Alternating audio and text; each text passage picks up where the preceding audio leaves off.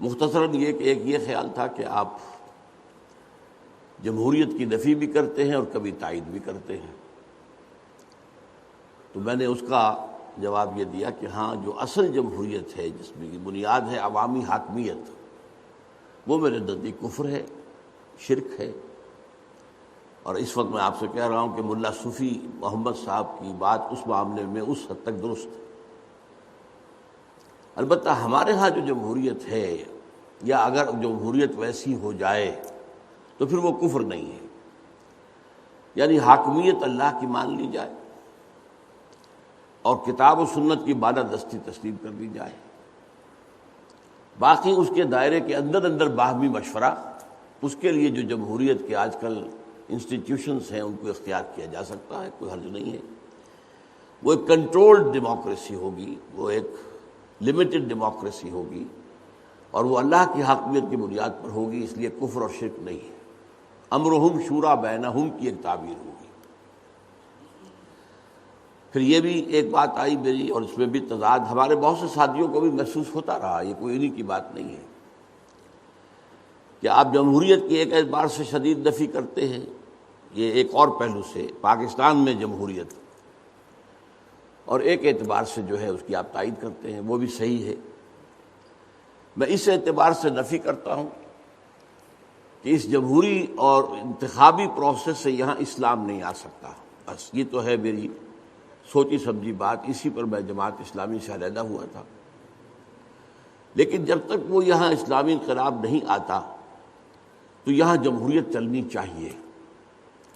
اس لیے کہ اس کا بدل تو ایک ہی ہے، وہ مارشل لا ہے، اور وہ پاکستان کے حق میں خاص طور پر بہت خطرناک ہے، بہت مضر ہے۔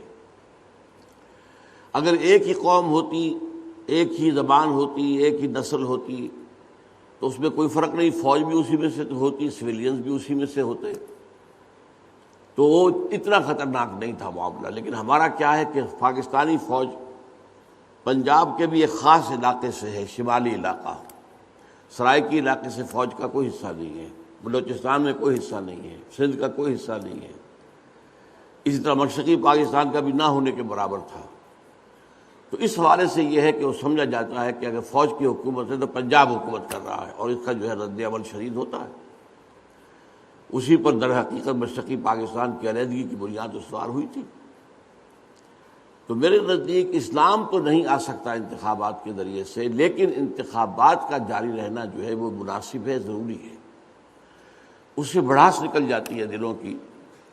اور لوگوں کو احساس ہوتا ہے کہ ہمارے پاس ذریعہ ہے، اپنی شکایتیں ہم پیش کر سکتے ہیں، اپنی آواز اٹھا سکتے ہیں۔ تو اس حوالے سے وہ میں جمہوریت کی تائید بھی کرتا ہوں۔ تو کچھ سوالات تھے اس سے جو کہ میں اس وقت جو ہے ذہن میں نہیں آ رہے ہیں، جن کی میں وضاحت وہاں کر چکا ہوں، لیکن دو سوال ہیں جن کے بارے میں میں نے کہا تھا جمعے میں کہ میں یہاں ان کا جواب دوں گا۔ ان میں سے ایک جواب جو ہے وہ مجھے یاد ہے کہ وہ بالکل آخری وقت میں ذرا روا روی کے اندر میں محسوس کرتا ہوں کہ میں نے جو لفظ انہوں نے بیان کیا ہے وہ اگر استعمال کیا ہے تو غلط کیا ہے۔ ان کا یہ سوال تھا کہ کیا آپ کو 6 آدمی بھی ایسے بتا سکتے ہیں جو پاکستان میں خلیفہ بننے کے اہل ہوں؟ تو میں نے کہا تھا یہ تو ہوائی باتیں ہیں، اصل میں اس وقت کو کسی خلیفہ کے ہونے کا کوئی امکان ہے ہی نہیں۔ اس کی مراد کیا ہے؟ جو میرا پروسیس جو میں بیان کرتا ہوں وہ تو ایک لمبا پروسیس ہے، ایک عوامی ایک پہلے ایک مضبوط جماعت تیار ہو، اور اس کی بھی تعداد جو ہے وہ لاکھوں میں ہونی چاہیے، ہزاروں میں نہیں، 2 لاکھ ہو، 3 لاکھ ہو، لیکن آنکھوں میں وہ لوگ ہوں کہ جن کے دلوں میں ایمان یقین والا ہو، عمل میں شریعت پر پوری پابندی ہو، دل میں کوئی آرزو نہ رہ جائے سوائے اللہ کی رضا کے حاصل کرنے کے اور آخرت کی کامیابی حاصل کرنے کے، اور پھر وہ ایک نظم میں منسلک ہو کر ڈسپلن کے ساتھ جد و جہد کریں اور اس میں تن من دھن لگائیں، یہاں تک کہ جان دینے کے لیے بھی آمادہ ہوں۔ جب یہ شکل ہوگی تو ظاہر بات ہے کہ اس میں جو عرصہ لگے گا اس میں ہمارا دائرہ اثر پھیلے گا۔ اگر کہیں 2-3 لاکھ افراد ایسے ہوئے تو 20-30 لاکھ افراد وہ بھی ہوں گے کہ جو ان کے ہم خیال ہوں گے، ہمدرد ہوں گے، اگرچہ وہ باضابطہ نہیں آئیں گے، بیعت نہیں کریں گے، وہ ایک مزاج ہوتا ہے لوگوں کا، لیکن ہم خیال تو ہوں گے، ہمدرد تو ہوں گے، اور ان میں ظاہر بات ہے کہ ہر صلاحیت کے لوگ آئیں گے۔ اور تحریکیں جب چلتی ہیں تو پھر ان میں سے قیادت ایوالو ہوتی ہے۔ ابتدا سے کوئی شخص ہے، کام کا آغاز کرنے والا ہے، ہو سکتا ہے کہ وہی شخص جو ہے اس وقت جو ہے موجود ہو، اور وہ اگر انقلاب کامیاب ہو تو وہی پہلا جو ہے صدر بنے یا خلیفہ بنے۔ ویسے تو حضور کا معاملہ تو یہ ہے کہ آپ نبی تھے، لیکن اگر آپ نبوت کو علیحدہ بھی کر دیں تو حضور نے دعوت شروع کی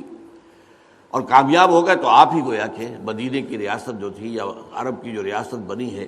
فتح مکہ کے بعد، اس کے سربراہ کون تھے؟ حضور تھے۔ اب یہ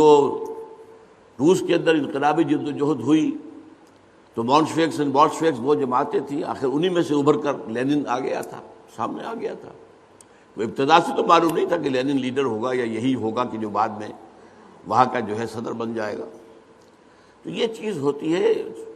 وقت کے ساتھ ساتھ، تحریک کے آگے بڑھنے کے ساتھ، اگر اللہ کو منظور ہے، یہ بہت بڑی اگر ہے۔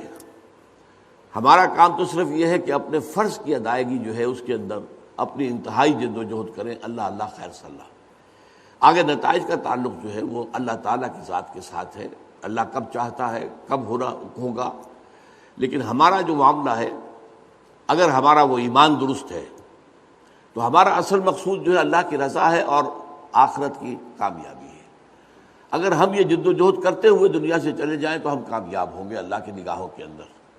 بس یہی کامیابی ہمیں مطلوب ہے۔ اگر وہ مرحلہ آتا ہے اور کوئی ڈائریکٹ ایکشن اور اس کے ساتھ جو ہے کوئی گھراؤ اور وغیرہ، دھرنا وغیرہ وغیرہ جو میں نے کئی دفعہ بیان کیا ہے، تو گولیاں چلتی ہیں تو جان دے دینا، یہ ہماری سب سے بڑی کامیابی ہوگی۔ شہادت ہے مطلوب و مقصود مومن، نہ مال غنیمت نہ کشور کشائی۔ لیکن اس وقت اگر ہم کہیں کہ کون آدمی ہے تو وہ اصل میں سوال جو ہے وہ غیر متعلق ہے۔ تو یہ تو میری وضاحت ہے اس سوال کے بارے میں۔ ایک دوسرا سوال یہ تھا کہ جو میں نے مایوسی کے میں ان کو یہ تھا کہ آپ مایوس بہت ہو جاتے ہیں، اس کا میں نے جواب دیا ہے وہاں جمعے میں بھی۔ اب خاص طور پر اس کا جو ایک پہلو ہے جو کہ بڑا حساس ہو گیا کہ میں نے وہاں قرآن مجید کی سورہ یوسف کی ایک آیت کوٹ کر دی،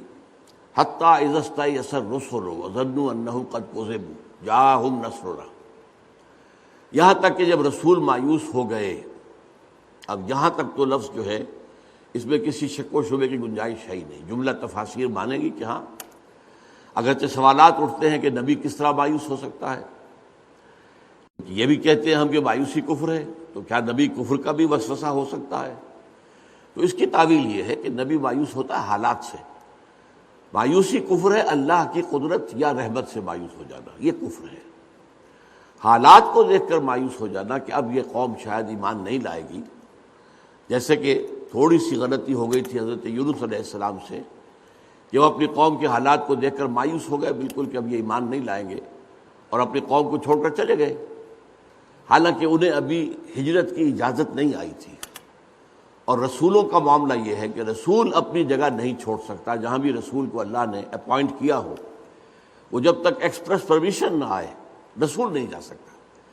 چنانچہ آپ کو معلوم ہے کہ حضور نے مدینے کی طرف ہجرت کے لیے لوگوں کو عام اجازت دے دی تھی، جاؤ چلو جاؤ، اجازت ہی نہیں بلکہ حکم تھا، لیکن آپ خود منتظر تھے۔ اور آپ نے وہ واقعات پڑھے ہوں گے کہ حضرت ابوبکر پوچھتے رہتے تھے حضور اجازت آ گئی؟ نہیں ابھی نہیں آئی۔ اجازت آ گئی؟ نہیں ابھی نہیں آئی۔ یہ کافی دیر اس میں گزری ہے۔ پھر اچانک ایک روز جو ہے حضرت عائشہ فرماتی ہیں کہ حضور دوپہر کے وقت اپنے سر کو اور چہرہ شریف کو اپنے کپڑے سے لپیٹے ہوئے آپ آئے۔ ہم حیران ہوئے، وہ وقت جو ہے عرب میں کسی کو وزٹ کرنے کا نہیں ہوتا، یہ قیلولے کا وقت ہوتا ہے، ظہر سے عصر کے مابین۔ آج بھی آپ دیکھتے ہوں گے وہاں سارے بازار بند ہو جاتے ہیں، آفیسز بند ہو جاتے ہیں، یہ ان کا وقفہ ہے قیلولہ کا۔ تو اس حوالے سے عجیب سی بات تھی کہ آپ اس وقت آ رہے ہیں، تو آپ نے آتے ہی کہا کہ اجازت ہو گئی ہے۔ اور حضرت ابوبکر نے خوش ہو کر کہا کہ حضور میں نے 2 اونٹنیاں تیار کر رکھی ہیں، کھلا پلا کے خوب انہیں فرما کیا ہوا ہے۔ تو آپ نے تھوڑا سا توقف کیا اور فرمایا کہ ہاں ٹھیک ہے، 1 اونٹنی میں استعمال کروں گا، لیکن میں اس کی قیمت ادا کروں گا۔ اس پر حضرت ابوبکر رو پڑے کہ حضور کیا مجھ سے بھی یہ مغایرت آپ کو ہے؟ میرا جو آپ کے ساتھ تعلق ہے، جو میری جان ساری ہے، تو اس کو دیکھتے ہوئے بھی آپ میرے ساتھ یہ تکلف فرما رہے ہیں کہ قیمت ضرور دیں گے۔ بہرحال تو میں عرض یہ کر رہا تھا کہ نبی رسول جو ہے وہ اپنی جگہ چھوڑ نہیں سکتا، یہی غلطی ہو گئی تھی، ورنہ مایوسی کا معاملہ تو یہ تھا کہ عذاب کے آثار تو شروع ہو گئے تھے، جس پر کہ قوم نے پھر توبہ کی ہے، لیکن چونکہ حضرت یونس چلے گئے تھے تو انہیں ایک کریڈٹ مل گیا، ڈیبٹ کریڈٹ جو ہوتا ہے، آپ کو معلوم ہے اکاؤنٹ میں ہر ڈیبٹ کے خلاف ایک کریڈٹ ہو جاتا ہے۔ تو اس حوالے سے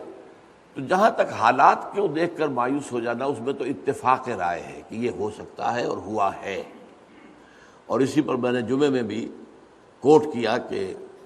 حضور پر ایک دم بڑھاپے کے آثار طاری ہو گئے تو حضرت ابوبکر نے کہا کہ حضور یہ کیا، آپ کے بال سفید ہو گئے اچانک؟ تو فرمایا شیبتنی ہود و اخواتھا، مجھے سورہ ہود اور اس کی ہم مضمون بہنیں جو ہیں، یعنی سورہ یونس وغیرہ قریب کی جو ہیں، انہوں نے بوڑھا کر دیا، اس لیے کہ ان صورتوں کا حال اس طرح کا ہے جیسے کہ بس اب ان کی مہلت ختم ہو رہی ہے اور عذاب آ رہا ہے۔ تو البتہ اس میں ایک باریک بات جو ہے وہ گرامر کے اعتبار سے ہے، نحو کے اعتبار سے ہے، وہ انہوں نے کچھ حوالے دیے ہیں 2 آیات کے کہ ان کی روشنی میں اس آیت کو سمجھا جائے۔ تو میں نہیں چاہتا کہ اس مسئلے میں ذرا وہ چونکہ حساس مسئلہ ہے، نبی کا مقام اور مرتبہ اس میں زیر بحث آتا ہے، تو اس میں گفتگو جو ہے ہو سکتی ہے کہ کوئی کسی غلط فہمی کا سبب بن جائے۔ تو میرا مشورہ ان سے یہی ہے کہ اس معاملے میں مولانا شبیر احمد عثمانی رحمۃ اللہ علیہ کے جو حواشی ہیں سورہ یوسف کی آیت نمبر 110 کے ساتھ، یہ میں نے بارہا بیان کیا ہے کہ میرا جو قرآن مجید کے ساتھ ربط و تعلق ہے، جو خاص طور پہ اسلاف کے ساتھ، وہ حضرت شیخ الہند کا ترجمہ اور شیخ الاسلام شبیر احمد عثمانی رحمۃ اللہ علیہ